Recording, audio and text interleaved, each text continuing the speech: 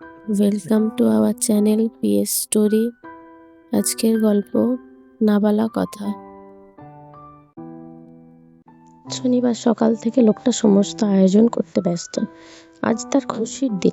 আজ তার প্রিয়তমাকে নিজের পরিচয় দেবে, মনের কথা জানাবে। সেজন্য খুব এক্সাইটেড। সব রেডি করে সে এবার বাড়ি গেল রেডি হতে। বাড়ি থেকে আসার সময় তাড়াহুড়ো করে আসতে গিয়ে বিপদ হলো। লোকটা বাইক অ্যাক্সিডেন্ট করলো খুব বাজেভাবে। সবাই দেখলো, কিন্তু কেউ এগিয়ে আসলো না। ওই রাস্তা দিয়ে মেহেরিস যাচ্ছিল তার গন্তব্যে, আর দেখে রাস্তায় ভিড় জমে আছে। কি হয়েছে বুঝে যাচ্ছে না। সামনে এগিয়ে জিজ্ঞাসা করতে একজন বলল কেউ একজন বাইক অ্যাক্সিডেন্ট করেছে।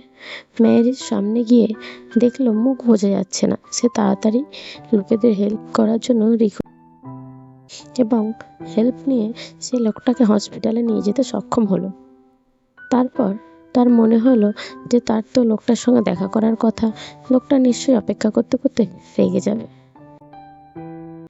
একটা কল করে জানিয়ে দিই। তারপর ভাবলো, না, কল করব না, রেগে যায় যাক। এটা থেকে আমার জন্য তার ধৈর্য কতটা জানা যাবে।